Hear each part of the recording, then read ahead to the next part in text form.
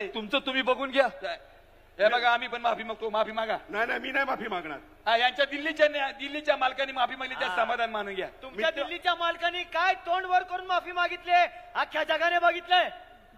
आमच्या दिल्लीच्या मालकाने मित्र माफी मागितली ना, त्या समाधान मानायचं, कळलं? आणि उगा या मुद्द्याचं राजकारण करू नका आता।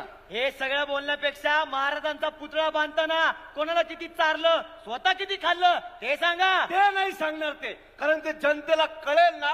अहो, आम्ही महाराजांचे मावळे आहोत, महाराजांचा पुतळा पडला म्हणून आम्ही साधं बोलायला गेलो तर लगेच हे म्हणतात की राजकारण करू नका।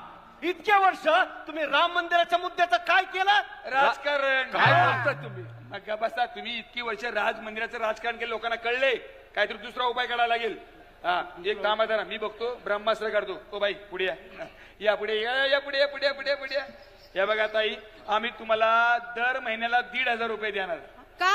का म्हणजे लाडकी बहीण आहे आपली, लाडकी बहीण। हो मग आमचं काय? तुम्हाला 8,000 रुपये देणार। का? तू आमचा लाडका भाऊ आहे। काय?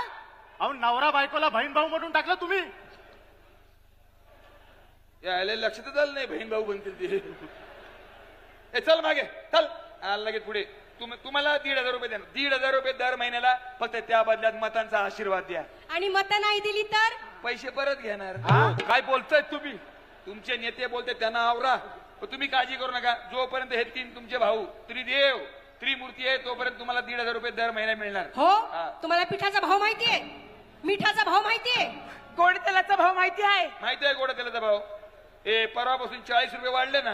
नाही, ते आम्हीच वाढवलेत, कारण 1,500 द्यायचेत ना। खोबऱ्या जेवण 50 रुपये वाढले, हळूहळू एक एक पैसे वाढतील। ते आले की त्यातून तुम्हाला 1,500 रुपये देणार, तुमच्याच घेणार, तुम्हाला देणार, पण 1,500 देणार। तुमच्या ह्या 1,500त महिन्याभराचं रेशनिंग तरी येतं का हो? माणसांनी खायचं काय? फुकटचं धान्य।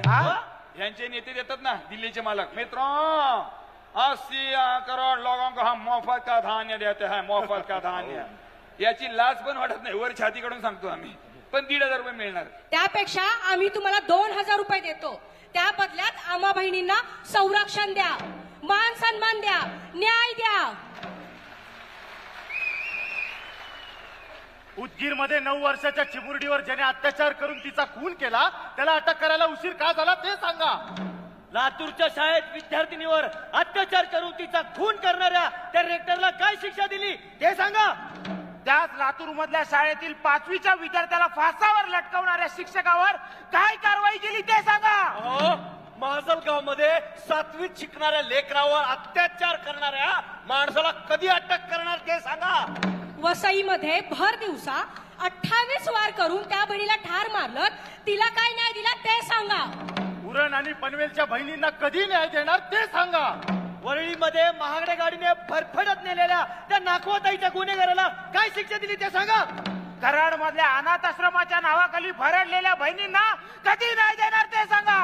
कोल्हापूरमध्ये पुतणीवरच अत्याचार करणारा त्या नराधम बकाला अजून अटक का केली नाही ते सांगा। बदलापूर मधल्या फरार आरोपींना कधी पकडणार ते सांगा। तू तर असं बोलते सगळ्या तुझ्यावरच रेप झालाय।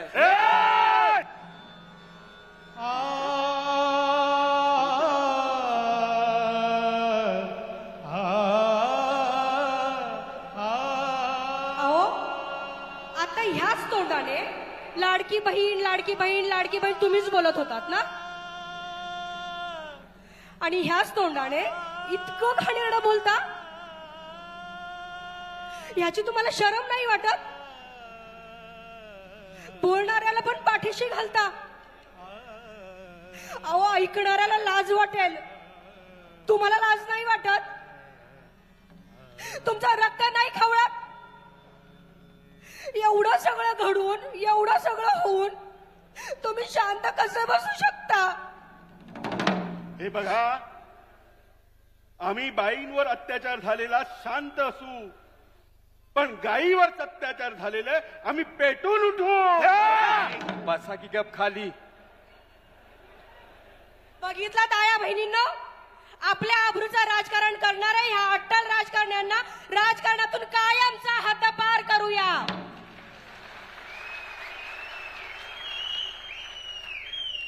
आणि आया बहिणींचं सरकार आणूया, तरुणांचं सरकार आणूया, शेतकऱ्यांचं वारकऱ्यांचं सरकार आणूयात. शिवस्वराज्य आणूया. हो, काय बोलताय? काय? आता ते आल्याशिवाय राहणार नाही. तुम्हाला कळलं का? महाराष्ट्र गेला आपल्या हातून. आता काय करणार? आमचे मोठे मालक म्हणतात ना, हा. मित्रों अच्छे दिन.